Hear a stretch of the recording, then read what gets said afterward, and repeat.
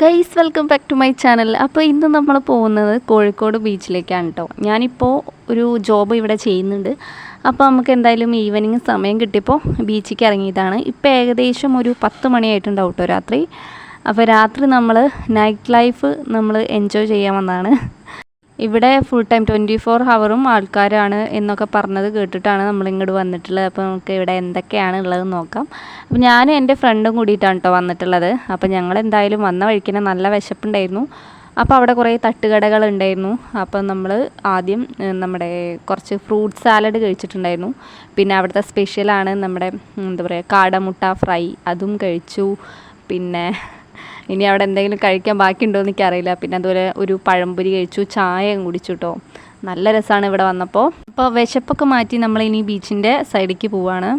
അവിടെ ചെന്നപ്പോൾ നല്ല അടിപൊളി കാറ്റും ഒക്കെയാണ്. നല്ല സുഖമാണ് കേട്ടോ ഇവിടെ വന്നിരിക്കാനായിട്ട്. ഒരുപാട് കപ്പിൾസും അതുപോലെ തന്നെ ഫ്രണ്ട്സൊക്കെ ആയിട്ട് വരുന്ന കുറേ ആൾക്കാരുണ്ട്. അതായത് കോളേജിലൊക്കെ പഠിക്കുന്ന പിള്ളേരൊക്കെ ഇവിടെ രാത്രി ഇങ്ങനെ കറങ്ങി നടക്കുകയാണ്. നല്ല രസമാണ് ഇത് കാണാൻ കേട്ടോ. സാധാരണ കേരളത്തിലൊന്നും ഞാൻ അങ്ങനെ കണ്ടിട്ടില്ല, അങ്ങനെ രാത്രി ഇറങ്ങി നടക്കുന്നത്. പെൺകുട്ടികളൊക്കെ ഇവിടെ നല്ല ഫുൾ അടിപൊളിയായിട്ട് എൻജോയ് ചെയ്ത് നടക്കണം. അവർക്ക് അങ്ങനെ പകൽ രാത്രിയൊന്നുമില്ല.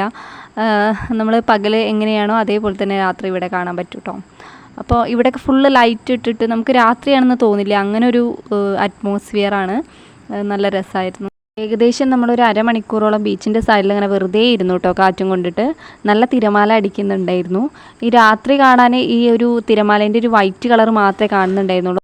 പല ആൾക്കാരും ജോലി തിരക്കൊക്കെ കഴിഞ്ഞ് മൈൻഡൊന്ന് റിലാക്സ് ആക്കി വെക്കാൻ വേണ്ടിയിട്ട് ഒരുപാട് ആൾക്കാർ നമുക്ക് ഇവിടെ ചുറ്റി കറങ്ങുന്നത് കാണാൻ പറ്റും.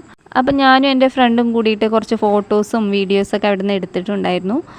പിന്നെ നമ്മൾ കുറച്ച് നേരം കൂടി അത് കൂടെ ഇങ്ങനെ ചുറ്റിക്കറങ്ങി നടന്നു. ഇനി നമുക്ക് കഴിക്കാനായിട്ട് ഇനിയൊന്നും വേണ്ട എന്ന് വിചാരിച്ചതാണ്. പക്ഷേ വീണ്ടും നമ്മളൊരു കടയുടെ മുന്നിലെത്തി ഗൈസ്. അപ്പോൾ അവിടുന്ന് നമ്മൾ ഇവിടെ ഇങ്ങനെ ഉപ്പിലിട്ട സാധനങ്ങളൊക്കെ ഉണ്ട്. അപ്പോൾ അവിടുന്ന് നമ്മൾ സാലഡായിട്ടുള്ള കക്കരിക്ക, അതുപോലെ തന്നെ നമ്മുടെ കൈതച്ചക്ക, പൈനാപ്പിൾ, അതുപോലെ എന്തായിരുന്നു വേറെ എന്തൊക്കെയോ സംഭവങ്ങൾ ഇട്ടുള്ള ഒരു സാലഡ് ഉണ്ടായിരുന്നു. അപ്പോൾ അതും മേടിച്ചു.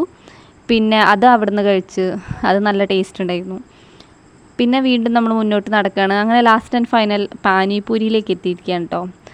പാനിപൂരി എനിക്ക് കഴിക്കാൻ വലിയ ഇൻട്രസ്റ്റ് ഇല്ലായിരുന്നു. പക്ഷേ എൻ്റെ ഫ്രണ്ടിൻ്റെ പേര് ശില്പ എന്നാണ്. അപ്പോൾ അവളും കൂടിയിട്ട് ഞങ്ങൾ രണ്ടാളും കൂടി പാനിപൂരിയൊക്കെ കഴിച്ച് വയറ് ഫുൾ കംപ്ലീറ്റ് ആക്കിയിട്ട് ഇനി നമ്മൾ നേരെ ഹോസ്റ്റലിൽ പോവാണ്. അപ്പോൾ ഇന്നത്തെ ദിവസം കുറച്ച് അടിച്ചു പൊളിക്കാൻ പറ്റി. ഇനി നെക്സ്റ്റ് വ്ലോഗ് കാണാം. Tata bye.